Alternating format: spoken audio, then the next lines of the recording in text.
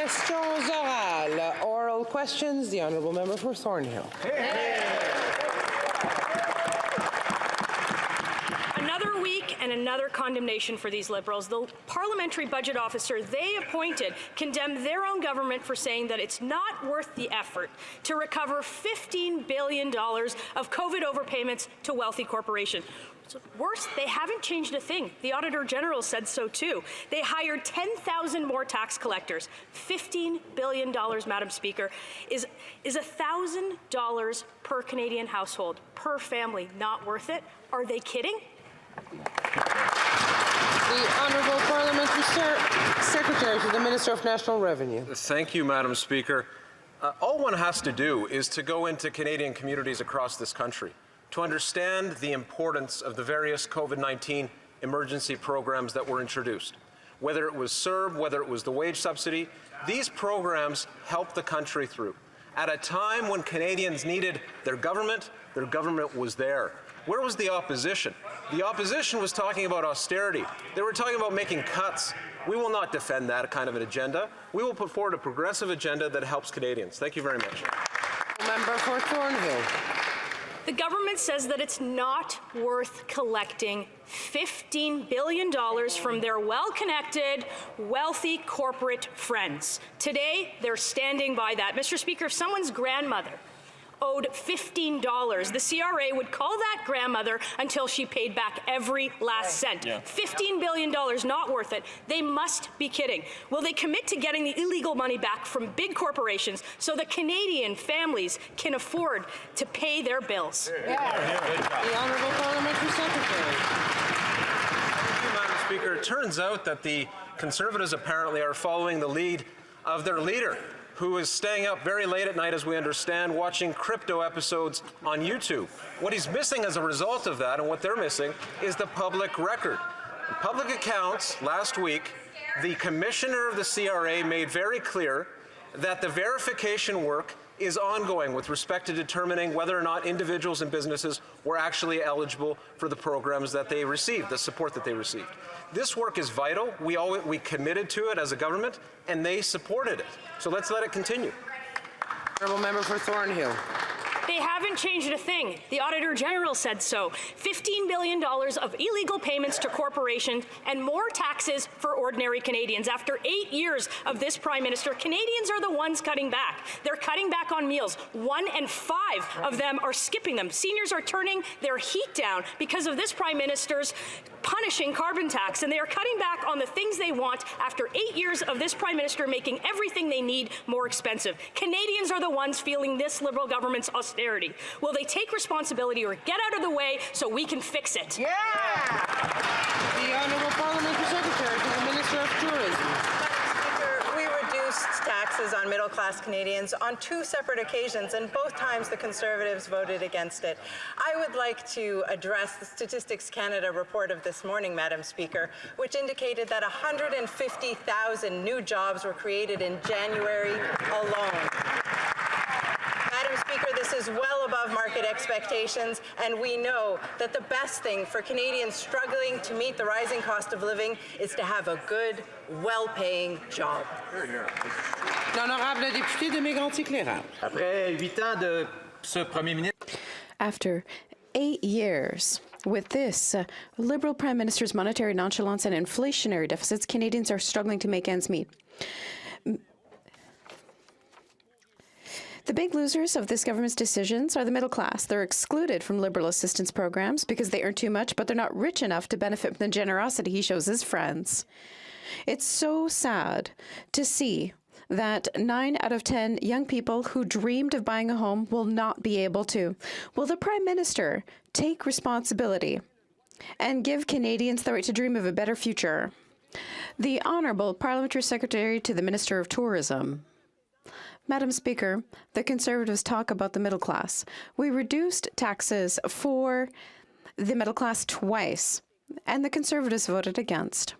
This morning, we found out that 150,000 new jobs were created in Canada, and 1/3 of those jobs were created in Quebec, about 50,000 of those jobs. Our priority is to make sure that we have good, well-paying jobs for our fellow citizens. And this morning's numbers are the proof. The honourable member for Mégantic-l'Érable.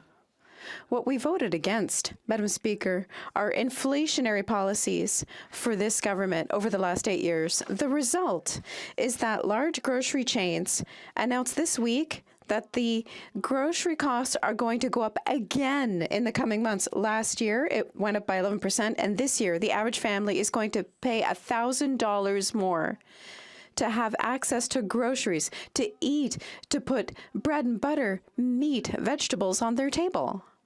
That's the reality that the Liberals don't want to see, but is happening. Will the Prime Minister, the Honourable Minister of Sport? Madam Speaker, the government has been responsible and helped citizens when they needed it most. We created dental care for children less than 12 years old and a $500 rent. I will interrupt the Honourable Minister. Will the Honourable Minister allow?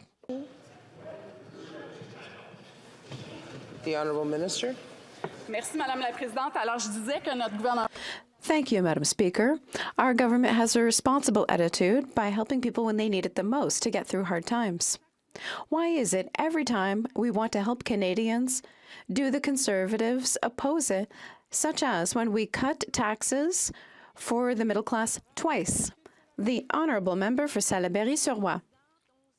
Madam Speaker, we knew that New York was paying asylum seekers free bus tickets to Plattsburgh to Roxham Road. What Radio-Canada revealed today is that once there, American customs officers are taking asylum seekers to Roxham. Some of them have even started engaging in black market deals. The Americans don't care about our federal government. Their own government employees are acting as human smugglers. When will the government put an end to this bad joke and suspend the Safe Third Country Agreement? Minister of Immigration and Citizenship. Madame la Présidente, décision de suspendre l'entente avec les États-Unis. Madam Speaker,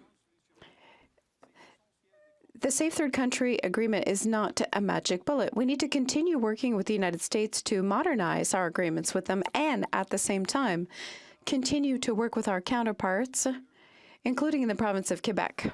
Treated extremely seriously. We're going to be there for our provincial partners and work with our international partners to find a lasting solution. Honorable député de Salaberry-sur-Roi. Madame la Présidente, le Canada a des... Madam Speaker, Canada has obligations towards asylum seekers, but there's no obligation to do the work of the United States. We never could have imagined that when we talked about criminal smugglers at Roxham Road, we'd be talking about American customs officers. It's illegal to exploit asylum seekers, illegal to knowingly help people with irregular border crossings. Will the Minister of Public Safety pick up the phone, talk to his American counterpart, and demand that he deal with his own employees who are breaking the law at Roxham Road? The Honourable Minister of Immigration. Thank you for the question. It's essential to continue to work with our partners.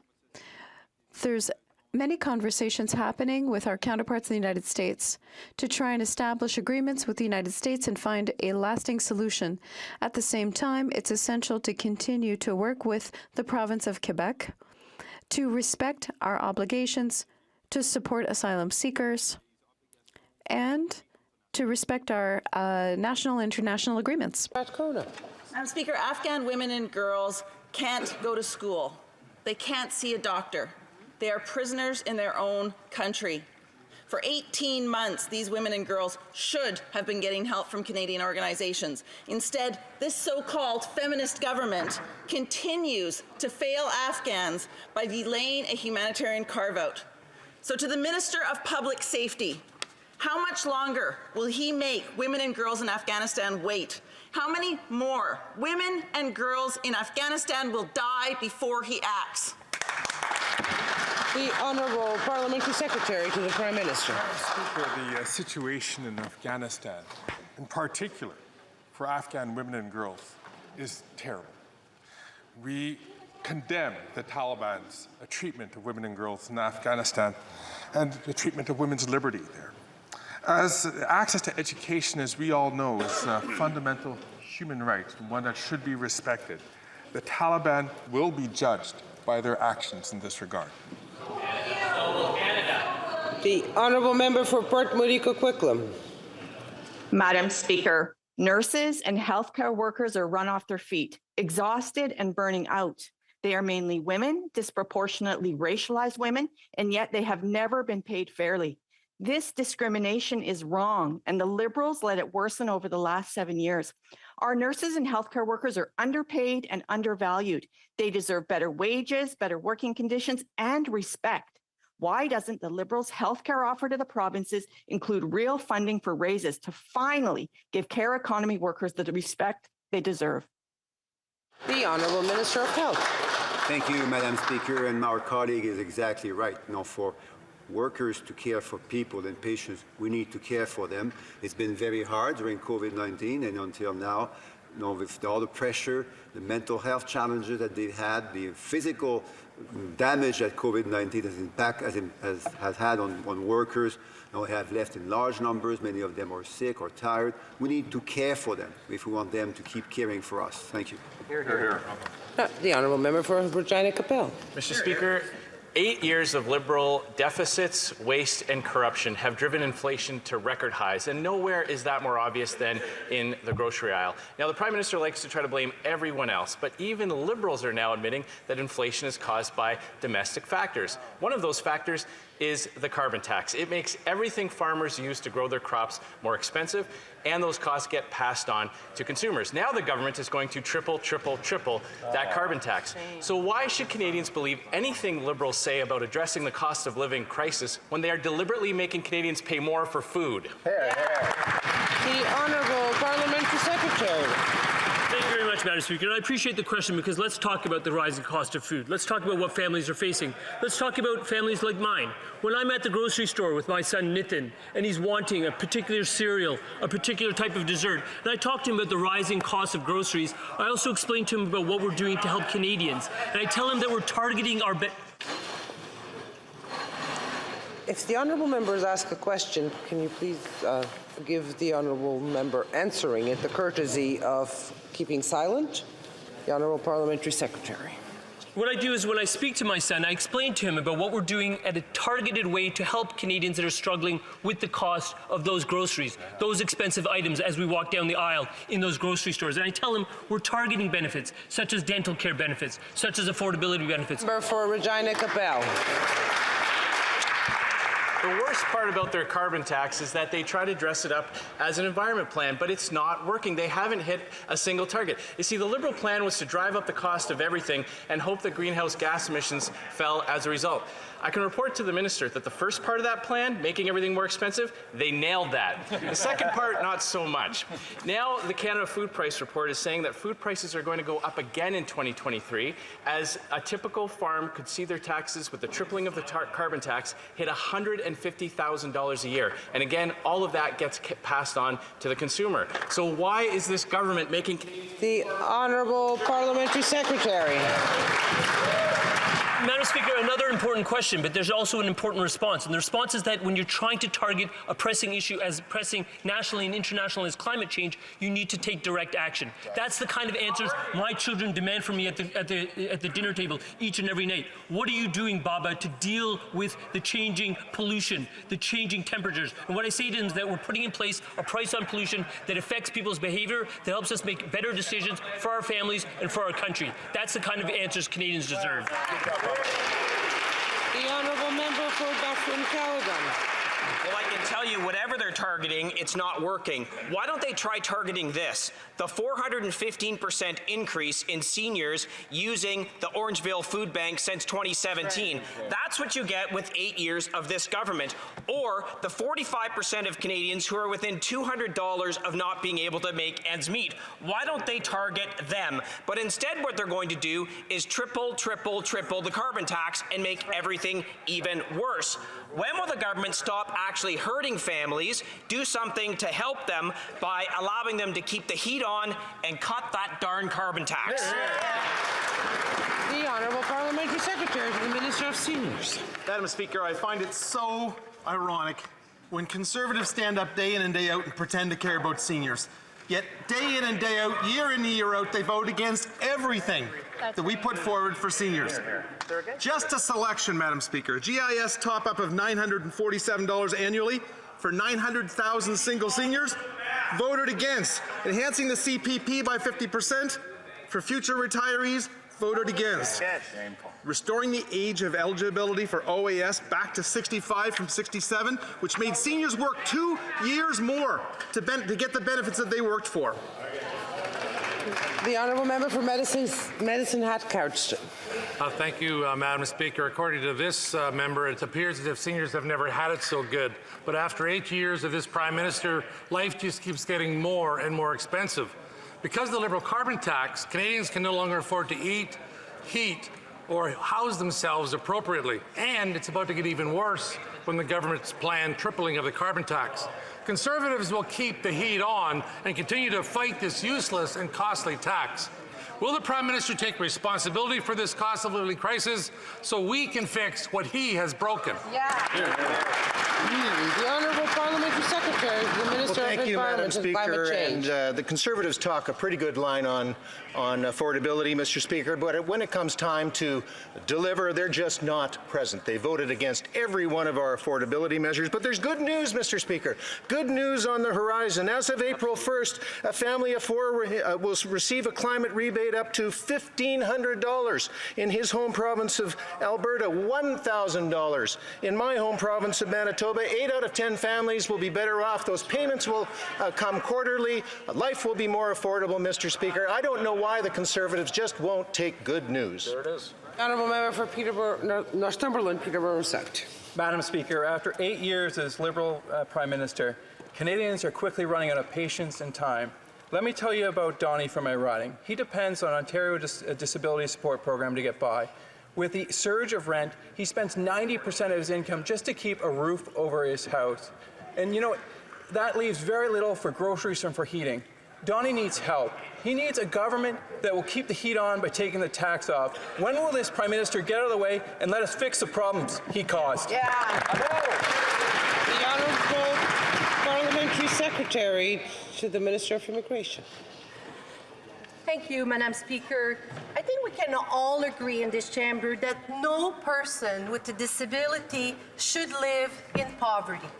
That's why we are committed in creating the Canada Disability Benefits, a thoughtful design income supplement with the potential to seriously reduce poverty and improve financial security for hundreds of thousands of working-age people with disability from coast to coast to coast. On February 3rd, Madam Speaker, Bill C-22 passed unanimously in this House, and I look forward. The Honourable Member for Northumberland, Peterborough South.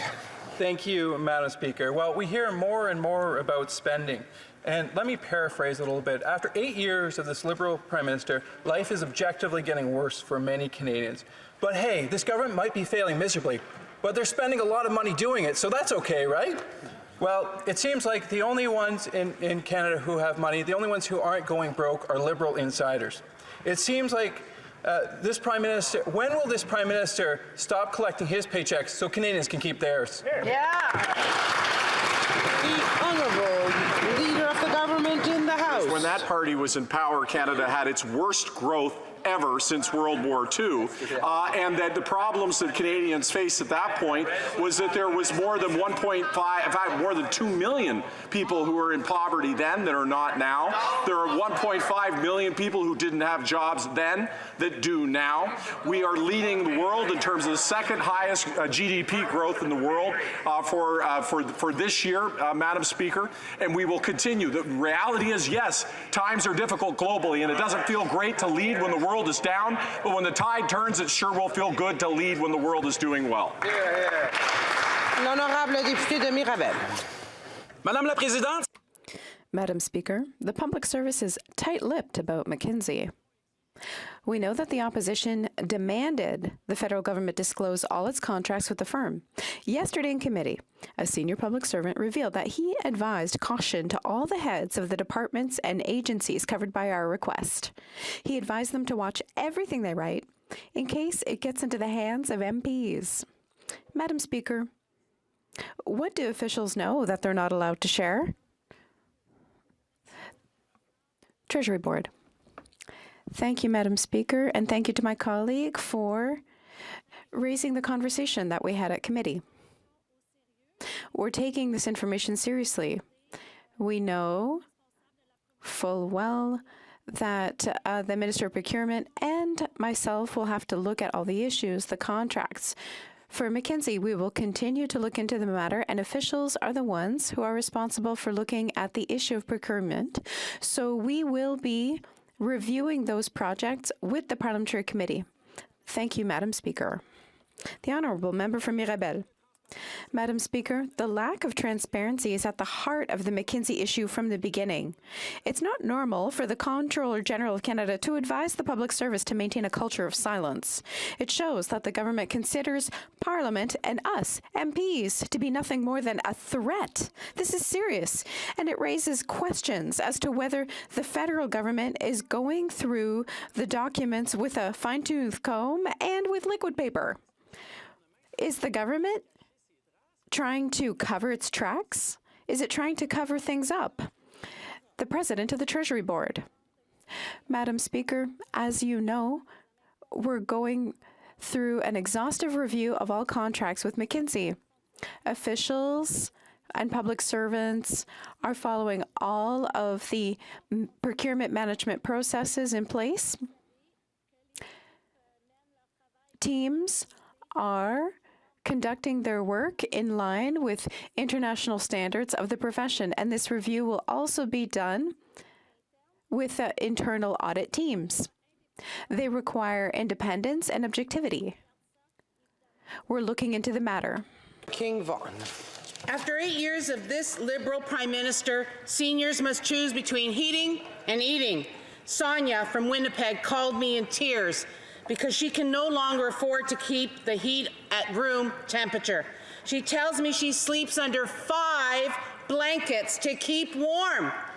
She can no longer afford this Liberal plan to triple the carbon tax. When will this Liberal government turn off the tax so that seniors can turn on the heat? The Honourable Parliamentary Secretary to the Minister of Seniors. Madam Speaker, we recognize the challenges that seniors are facing, and our government has been there for them. In fact, Madam Speaker, the only thing tripling is the misinformation from that party across the aisle.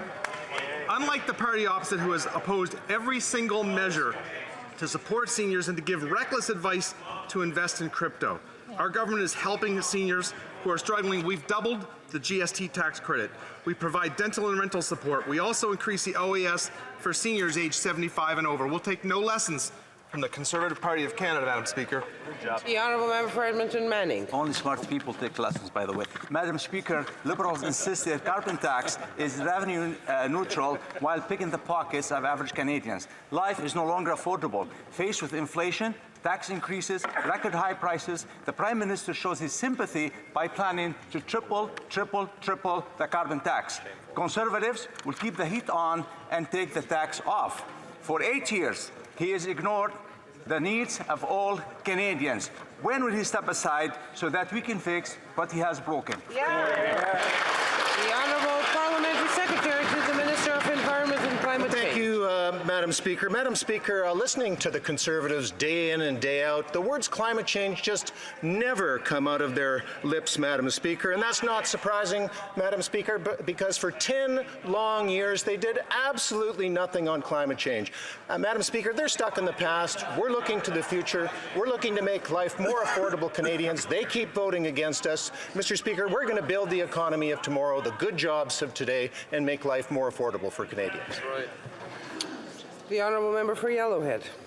Madam Speaker, after 8 years of this Liberal Prime Minister, Vera, a car wash owner in my riding, is struggling because of the carbon tax.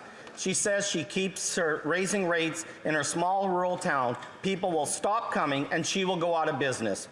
Will the Prime Minister take responsibility for crippling small business owners like Vera and remove the carbon tax? If he won't stop the tax, then get out of the way. Conservatives will keep the heat on and take the tax off. The Honourable Parliamentary Secretary. If the member opposite was talking to his constituents, he might have also been told that in January they received either a direct deposit payment or a check as a climate action incentive. And it has been shown that 8 out of 10 Canadians will receive more through that backstop than it was paid through the climate pricing. So, in fact, we are working very hard to make life more affordable, and we are supporting them through these changes with utility bills and the like by helping them with retrofits, and it's creating good-paying jobs in communities like his. The Honourable Member for Charleswood St. James Assiniboia Headingley. After 8 years of this Liberal Prime Minister, he leaves a sad, sad legacy. It's not my fault Canadians can't afford to eat, heat, or house themselves, he says, but now he's making it even worse. He's going to triple the carbon tax. Conservatives will turn all this hurt into hope by fighting to keep the heat on and take the tax off. Will the Prime Minister take responsibility for this mess he made and get out of the way so Conservatives can fix what he broke? Yeah. The Honourable Parliamentary Secretary to the Minister for Environment and Climate Change. Madam Speaker, the honourable members from my home province of Manitoba, and Manitobans will receive $1,000 in their climate action rebate this year. But again, Madam Speaker, the honourable member will know what's been happening with climate change on the prairies. 2 $1 billion floods, 2 1 in 300-year floods, Mr. Speaker. The worst drought in 50, 60 years that has paralyzed our farm community. Mr. Speaker, the honourable member and his party should get serious about climate change and stop the denial. In this chair. The Honourable Member for Victoria. Madam Speaker, a report released yesterday shows clearly that carbon capture and storage is not an effective net zero solution. So why did the Liberals plow ahead with this flawed approach, committing $8.6 billion? Well, they were listening to big oil. Hot tip, if you want to make good climate policy, stop listening to oil and gas lobbyists, who, by the way, are making record profits while destroying our planet. So will the Liberals cancel their carbon capture handouts to big oil and instead invest in real climate solutions? The Honourable Parliamentary Secretary. We are working on real climate solutions right across our economy, whether it be putting on a target on sales of electric vehicles to reduce combustion, be it retrofitting buildings right across our country to reduce combustion. We are taking action. Carbon capture and storage is one of the tools in the toolbox. It is not the only one. And right here on this side, we know that we're going to take a full spectrum across all sectors of our economy so that we take action on climate change. The Honourable Member for South Okanagan West Kootenay. Madam Speaker, Canadians have seen what happens when we're not prepared for climate disasters. Homes are swept out to sea, vital transportation corridors are destroyed by floods. Municipalities across Canada are asking for help, but the Liberals aren't stepping up. Instead, according to Postmedia, this government is underfunding disaster adaptation by $13 billion. The Federation of Canadian Municipalities is calling for action. So will the Liberals listen and immediately increase disaster adaptation funding? Hear, hear. The Honourable Parliamentary Secretary. Well, thank you, Madam Speaker. Thanks to the honourable member for the question. And unlike the party opposite, we believe that climate change is real. Those costs are going up, as the honourable member mentioned, Mr. Speaker and Madam Speaker. And we are feeling the impacts from coast to coast to coast: floods, fires, droughts costing billions. And that's why we launched just a short time ago, Madam Speaker, we launched our National Adaptation Strategy. $1.6 billion we've invested, Madam Speaker, 84 very specific measures, Mr. Speaker. We're going to protect our communities, we're going to save lives, and Madam Speaker, we are going to build resilient economy. The Honourable Member for Kitchener South Hespeler. Over the last few years, especially over the last 3 years, our healthcare system has experienced significant challenges.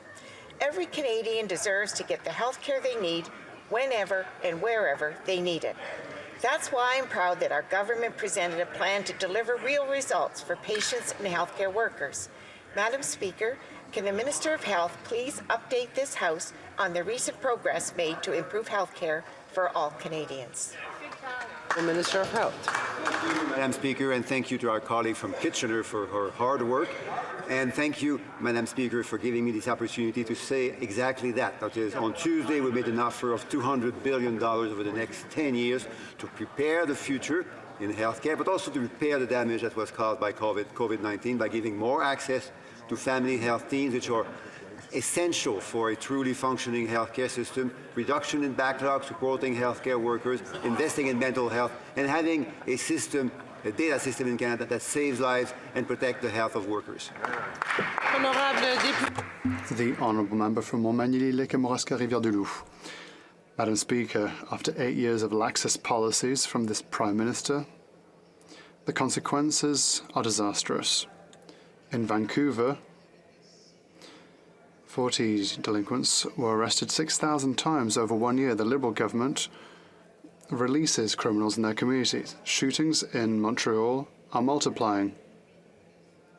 Weapons convictions are more lax than in the past. And so when will more strict measures be reinstated by this Prime Minister? The Honourable Parliamentary Secretary. Madam Speaker, Canadians deserve to feel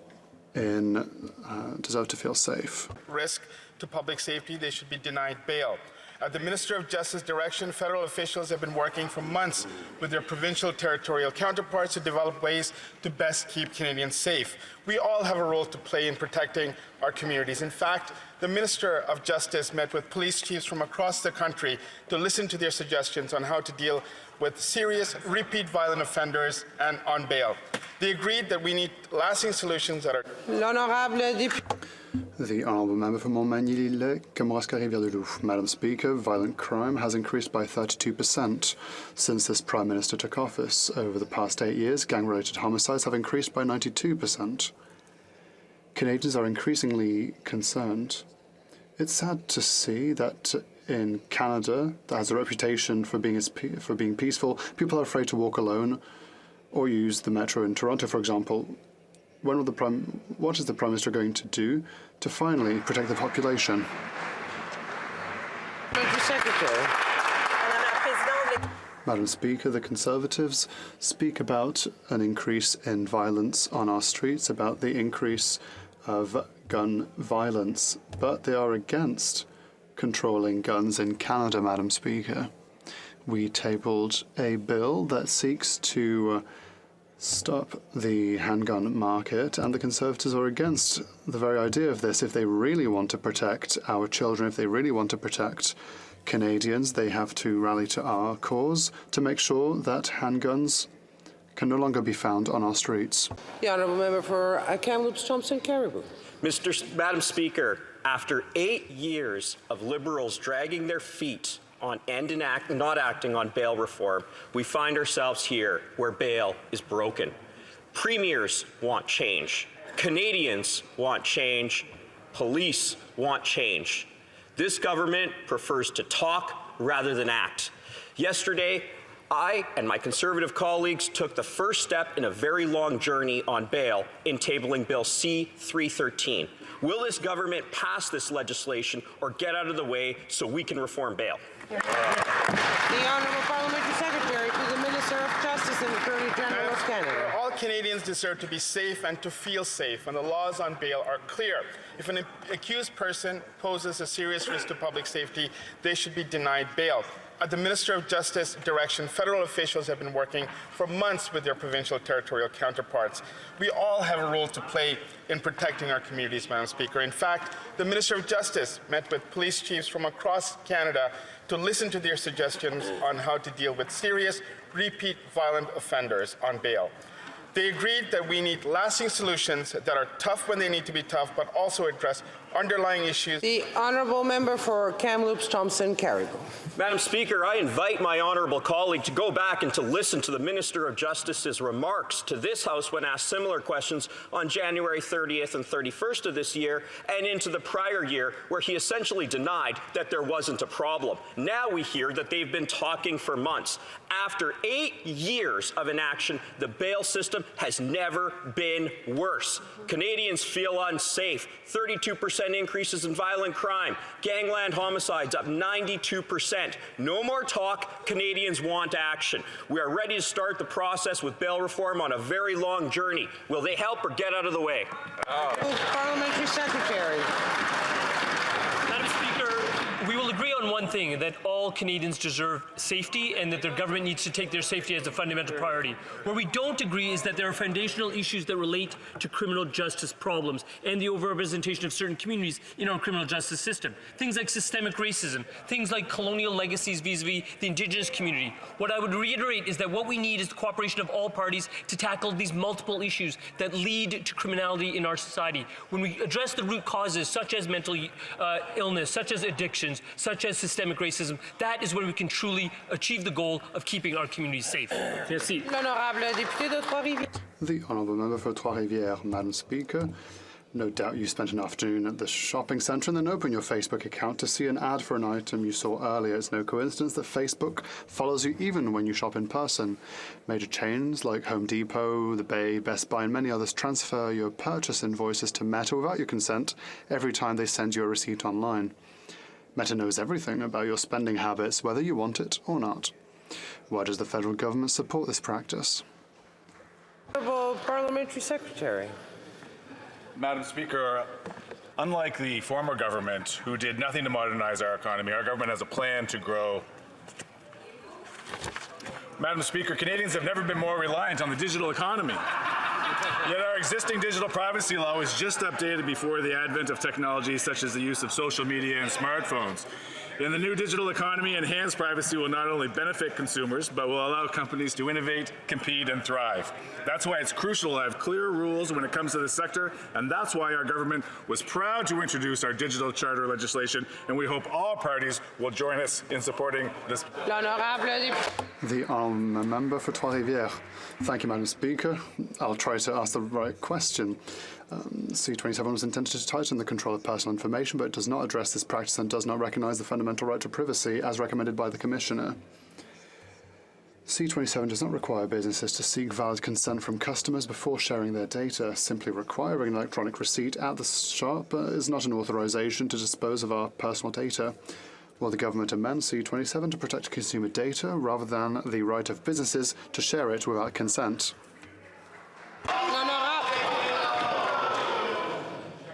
L'honorable ministre. The Honourable Minister for Sports. Madam Speaker, our government takes Canadians' privacy and Quebecers' privacy very seriously, and that's why we have tabled a bill that goes in this direction. We will continue to work with all parties in order to make sure that protecting consumers is undertaken and completed so that web users can continue to use the web. For Regina Luan. Wingman. After 8 long years of this Liberal Prime Minister, more than 1.5 million people use the food bank each month, and parents are skipping meals so kids don't have to. This is the reality for many hardworking families across Canada. But over in Liberal land, the Prime Minister's well-connected buddies at McKinsey are cashing their $119 million contracts while popping champagne on their yachts. Will the Prime Minister stop wasting money on his wealthy friends and get out of the way so we can fix this scandal-plagued government? The Honourable Leader of the Government in the House.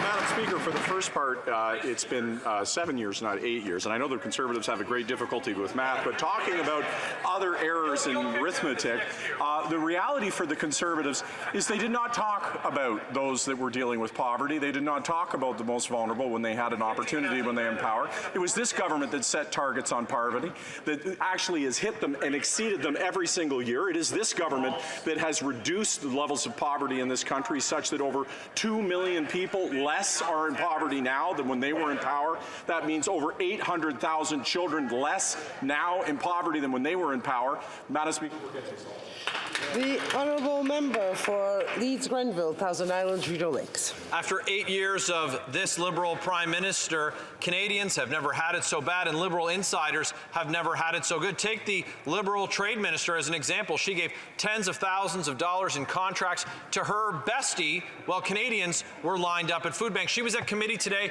and wouldn't answer the question when I asked her if she would do the right thing and make restitution and pay Canadians back those ill-gotten gains. So here's another chance. Will the minister repay Canadians the tens of thousands of dollars she gave to her friend? The honourable leader of the government in the House. Well, Madam Speaker, of course, the minister in question has taken responsibility and has apologized. But, Madam Speaker, I have great difficulty when the member opposite says Canadians have never had it worse. The reality is we are in incredibly difficult times. We've lived through a global pandemic. There's a war going on in Ukraine. We're dealing with global inflation. But the idea that this is the worst time that Canadians have ever faced is offensive. Is he saying that these times are worse than world wars? Is he saying this time is worse than the Great Depression? Madam Speaker, Canadians are resilient. They have risen in every moment. And when Order! Order!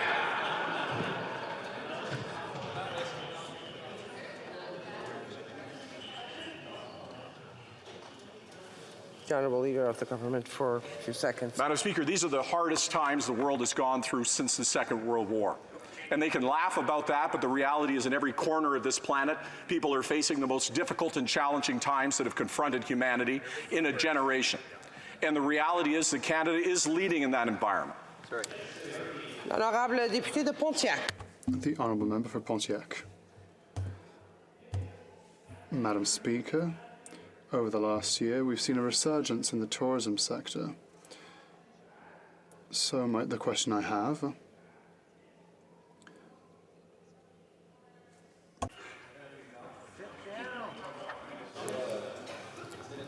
L'honourable député, oui, the honourable member was rising on a point of order? No. You missed this question. No, I did not miss the question. I did it because the disruption is getting really unruly. It is very difficult to control the House and have a proper exchange of questions and answers when members can't hear each other.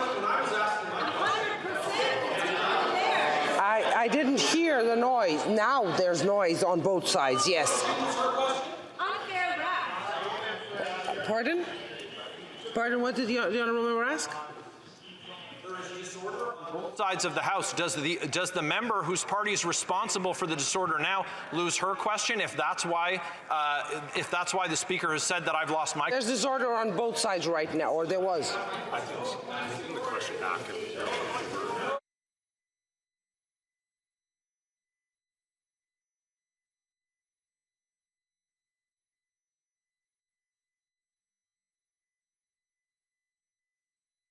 Come back to the honourable member right after this member asks her question. Merci, Madame la. Thank you, Madam Speaker. Listen, over the past year, we have seen a resurgence in the tourism sector.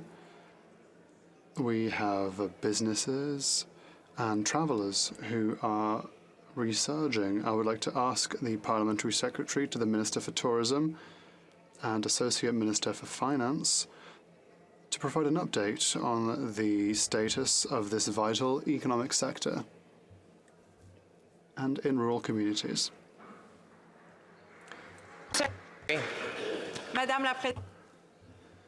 Madam Speaker, I'd like to thank the member for Pontiac for her diligent work and for her work at the Finance Committee last year. We've seen a huge increase in the number of international tourists coming to Canada, and this means that we reached $20 billion of tourism spending in Q3. That's $20 billion in just 3 months coming from abroad to Canada to buy what we have to offer.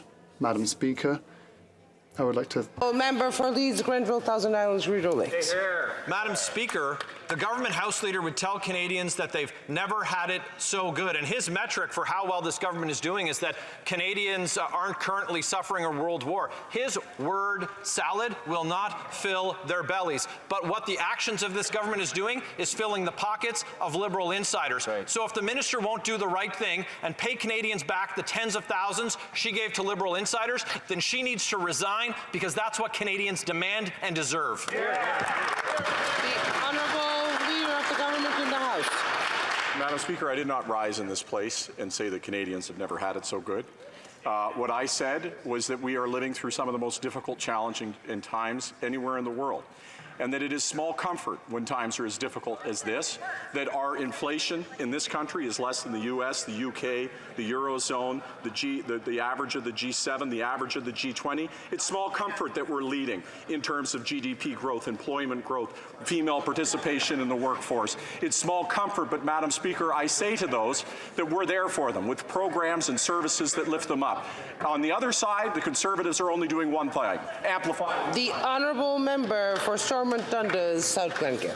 After 8 years, everything in this country feels like it's broken, and you can look no further than Cornwall, Ontario to find another example of Liberal incompetence. Months ago, the Liberals signed contracts with local hotels for a major Roxham Road processing centre in Cornwall, except local partners on the ground received zero notice, zero consultation, and zero resources. After 8 years, the Liberals have broken our immigration system, and their chaos is hurting my community. Will the Prime Minister take responsibility for this mess so we can fix what he broke? The Honourable Minister of Immigration. Madam Speaker, I thank the honourable member for his question. With respect to the resettlement effort and support for asylum seekers who are seeking safe haven in Canada, we want to ensure that we're working with all provinces so disproportionately pressure that happens on border communities are not felt in a single place. With respect to his allegations that the immigration system is somehow broken, I would like to correct the record. We have welcomed now more than twice as many people as were coming into this country as permanent residents as when the Conservatives were in power. We have more than doubled our productivity, and we have returned to the service standard for study permits, close there to work permits, for family reunification, and for economic immigration. We need to continue to do the work. The Honourable Member for Stormont Dundas, South Glengarry. The minister is telling the people of Cornwall that there's absolutely no problem when it comes to his failed, broken system of this processing centre. But don't take my words for it. Take the words of the Mayor of Cornwall himself, who said this week, quote, IRCC is not on site. They're not here. They're in Ottawa managing at an arm's length distance to make decisions about it without consulting us or hearing our side. That's not effective. I couldn't agree more. For the minister to paint such a rosy picture when there's so much chaos happening in Cornwall from his poor leadership is tone deaf and out of touch. When will he fix the problem? Honourable Minister of Immigration. Madam Speaker, I'm beginning to fall tired of the way the Conservatives begin their questions talking down Canada. I am proud to be from this country. There is not a country I would rather call home. Are there challenges with communities that are welcoming asylum seekers right now? Absolutely. We have worked with the community in Cornwall in the past. We will work with them in the future. The reality is difficult decisions come across government's desks, and it depends how governments deal with them. We will continue to support communities that are trying to do their best to deal with an influx of people who are seeking safe haven in this country. It is a proud tradition in Canada that we support some of the world's most vulnerable. We will not fail in their duties as the Conservatives would have us. The Honourable Member for Lanark, Frontenac Kingston. Madam Speaker, yesterday Canopy Growth, which is the largest private sector employer in my riding, announced that it's laying off half its workforce. And here's why. Canada's legal cannabis sector functions under crushing federal taxes and insanely high regulatory compliance costs. The result is that for consumers, legal cannabis costs about twice the price of illegal product. Now, the government has made it impossible for legal producers to be competitive by closing this price gap. Having created this problem and a robust criminal sector while the legal sector languishes, how will the Liberals fix their own problem? The Honourable Parliamentary Secretary. Madam Speaker, of course, many industries are experiencing supply chain disruptions, but I want the member to know that we recognize the challenges and opportunities facing Canada's legal cannabis industry, and we continue to engage with stakeholders on a regular basis. We also understand this news brings uncertainty for employees. Budget 2022 committed to launch a new cannabis strategy table that will support dialogue with businesses and stakeholders in the sector, and this will provide an opportunity for the government to hear from industry leaders and identify ways that we can work together to grow that sector in Canada. Thank you. Honourable member for Mississauga East Cookville. Madam Speaker, connection to community is a critical element of aging well and aging with dignity. But shortage of long-term care facilities on reserves leaves many people socially isolated, socially disconnected. Madam Speaker, could the Parliamentary Secretary to the Minister of Indigenous Services Canada update this House on what the government is doing to support our Indigenous elders in the need of long-term care? Honourable Parliamentary Secretary. Madam Speaker, and I would like to thank the member for his question.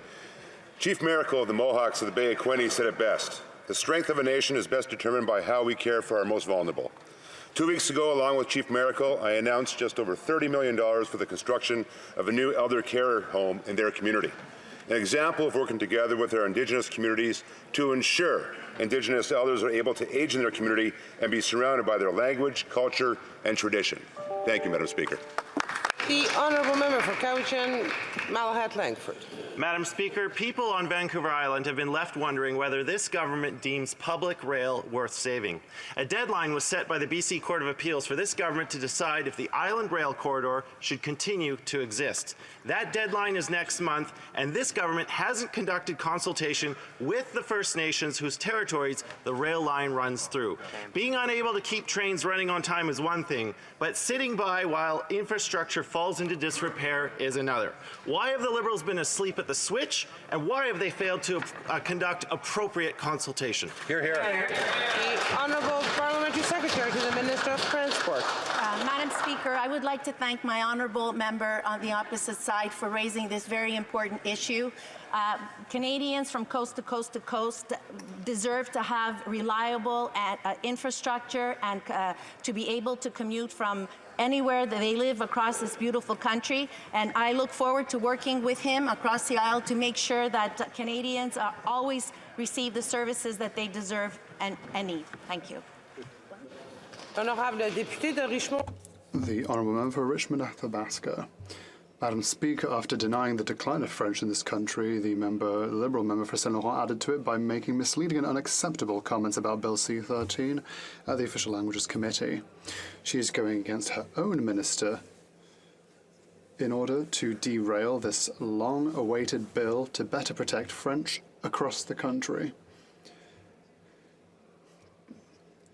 In a spirit of respect for all Francophones, can the Prime Minister and the Minister show some leadership and ask the member for Saint Laurent to withdraw her words and make an official apology in this House? The Honourable Parliamentary Secretary to the Minister for Official Languages. Madam Speaker, I'd like to thank my colleague for his question, but this is wrong. We are the first government that recognised that there's a crisis in French throughout Quebec and the country. It is important, and therefore we will continue to move forward with a bill that is ambitious, with bite, that will make a difference and that will give tools to tackle the decline of French throughout the country. Once again, we're asking all members of this House to work together to make sure that Bill C-13 is adopted as rapidly as possible. This is important for minority language communities throughout the country. And that is all the time we have for question period. Yes, the Honourable Parliamentary Secretary is rising on a point of order. Thank you very much, Madam Speaker.